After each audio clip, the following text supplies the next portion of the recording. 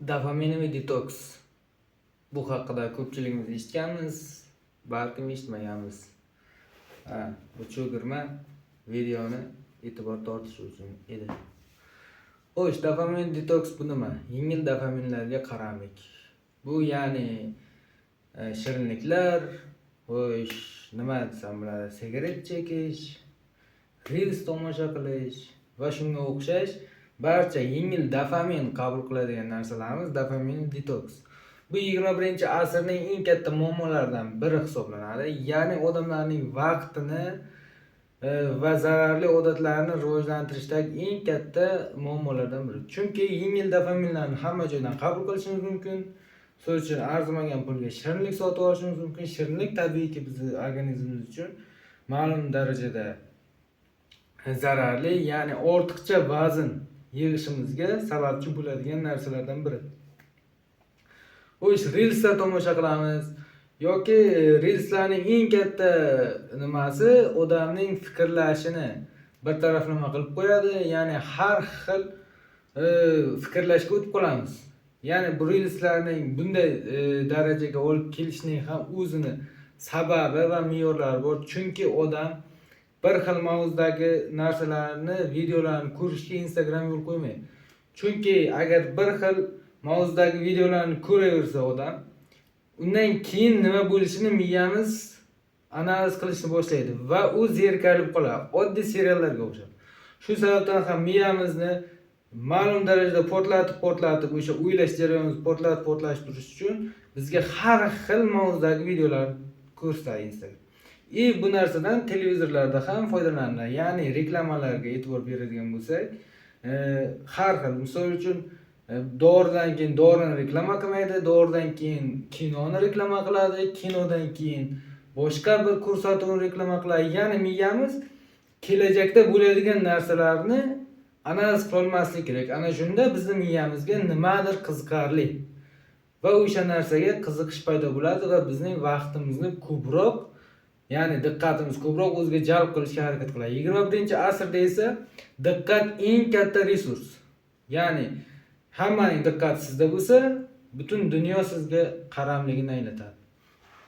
Shu sababdan ham hozir ko'pchilik marketing usullari, barcha narsalar insonlarning diqqatini ushlab qolishga qaratilgan. Va shuncha katta auditoriya, ya'ni katta odamlar, bilimli odamlar bizning diqqatimizni o'ziga ushlab qolish uchun milliardlab pul sarflayapti. Milliardlab.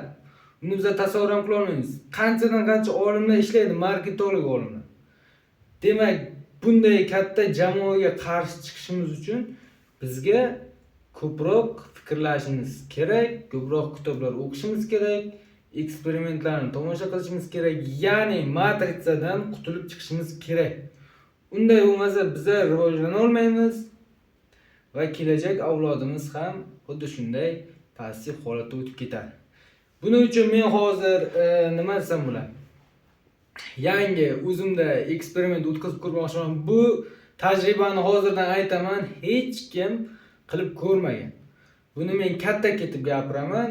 Ya'ni dopaminni, ya'ni odam o'zini o'zi, dopamin ham bir narkotikka o'xshagan narsa. U ham odamni o'ziga o'rgatib qo'yadi-da. Xuddi shunday odam o'zini narkoman qilib bo'lganmiz bizlar. Dopaminga qulmiz hozir. Reels ko'rmasak tura olmaymiz, zeriksak reels ko'ramiz. Yo shirinlik yeymiz, asabiylashsak. Bu ham barchasi narkomaniya. Bu nima desam bo'ladi? Odam o'zini nimagadir qullikda bu. O'sha narsa talab qilaveradi. O'sha narsani qilmasak bo'lmaydi. Demak, bunday narkomaniyadan o'zimizni foydamiz uchun foydalanishimiz mumkin. Ya'ni har kim ertalab turadi, ishga borishga erinadi. Yana ishga borishim kerak. Yana ishga borishim, o'qishga borishim kerak. Kursga borishim kerak. Bu narsalardan qutulishni, ya'ni yana bitta afzallik tarafi men o'tkazayotgan eksperiment. Ya'ni ortiqcha shirinlik yeb qo'yish, ortiqcha sigaret chekib qo'yish, ortiqcha reels ko'rish barchasini normallashtiradigan eksperiment o'tkazmoqchiman. Bu eksperimentim qanday bo'ladi? Ya'ni misol uchun ishga borgisi kelmaydi ertalab, to'g'rimi? Bu hammada, menda ham shunday. Hozir men ikkinchi kun o'zim eksperimentim qo'llayapman. Ya'ni dopamindan to'g'ri foydalanishga harakat qilamiz. Bunda bizga nima kerak bo'ladi? Bizga kerak bo'ladi uyda umuman yengil dopamin qabul qilmaymiz. Ya'ni uyda shirinlik yemayman, reels ko'rmayman, sigaret chekmayman. Ya'ni yengil dopamin nimadan keladi? O'sha yengil dopaminlar umuman qilmaysiz. Tushunyapsizmi? Endi ma'lum bir miqdorda o'zingizga qanday, hayotingiz qanday ketishiga qarabdi. Misol uchun men hozir bu challenge'imni 21 kun davomida qo'llab ko'rmoqchiman va uning natijasiga qarab buni davomiylashtiramamanmi, yo'q, buni o'ylab ko'raman. Endi tasavvur qilaylik. Uyda hech qanday yengil dopamin qabul qilmayapsiz. Reels ko'rmayapsiz, sigaret chekmayapsiz, shirinlik yemayapsiz, battar boshqa televizor ko'rmayapsiz. Yengil dopamin umuman yo'q. Odam zerikadi, nima qiladi? Ya'ni oilasiga ko'proq vaqt ajratishga harakat qiladi. Farzandlarini tarbiyasi bilan shug'ullanadi. Agar kitob o'qishga qiziqsa, kitob o'qiydi. Yo'q, ko'chaga chiqadi, ijtimoiy odamlar bilan muloqotda bo'ladi. Bularning barchasi yengil dopamindan qutulganimiz uchun bizga berilgan mukofotlar. Ya'ni keyin nima qiladi? Asosiy maqsadga o'tadigan bo'lsak, ishxonaga bordik. Yengil dopaminlarni faqat ishxonada qabul qilyapmiz. Tasavvur qilaylik. Bu ishxonaga bordik, reels ko'ramiz. Misol uchun men ishxonamda telefondan foydalanish mumkin emas va men reels ko'rmayman. Lekin shirinlikdan, gazli suvlar, boshqa narsalardan foydalanishim, ichishim, tanovul qilishim mumkin. Sigaret chekishim mumkin, o'zim sigaret chekmayman, lekin sigaret chekishim mumkin. Yo boshqa narsalar, yengil dopamin beruvchi narsalar hammasini ishxonamda qilaman. Va tasavvur qilaylik, yengil dopamin degani bu o'sha narsani inson qumsaydi. O'sha narsaga ehtiyojimiz bor, tanamiz, miyamiz o'sha narsani ko'rgisi keladi. Tabiiyki faqat ishxonada xursand qiluvchi yengil dopaminlar ishxonada bo'lgandan keyin yoki zalga borishga erinayapsiz, faqat zalda reels ko'ring, yoki faqat zalda gazli ichimlik ichishga harakat qiling. Keyin faqat yengil dopaminlar ishxonalarda yoki o'zingiz borgis kelmaydigan zallarda bo'lgandan keyin tabiiyki miyamiz o'ylaydiki, men o'sha yerga borsam, meni xursand qiladigan narsalar mavjud. Keyin miyamiz bizni avtomatik tarzda ertalab ishga borayotgan vaqtda xursandchilik bilan uyg'otishga harakat qiladi. Chunki miyaga kerak yengil dopamin.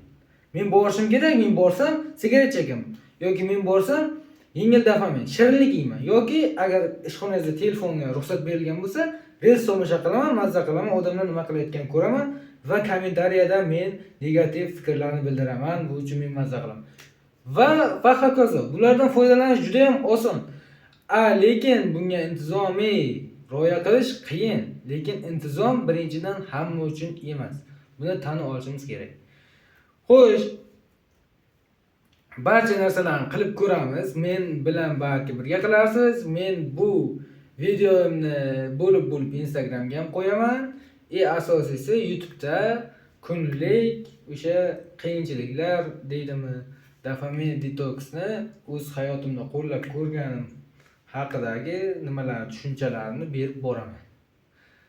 Va bu sizlarga ham foydali bo'ladi degan umiddaman. Agar videoim yaxshi chiqqan bo'lsa, bilaman, men professional bloger emasman. Lekin harakat qilyapman hammaga именно o'zimga ko'proq foydaliroq bo'lishga. Chunki videolar mening ham shaxsiyatimni o'zgartirishga harakat qiladi va undaydi. Demak, hammaga omad, obuna bo'lishni esdan chiqarmanglar. O'sha gap.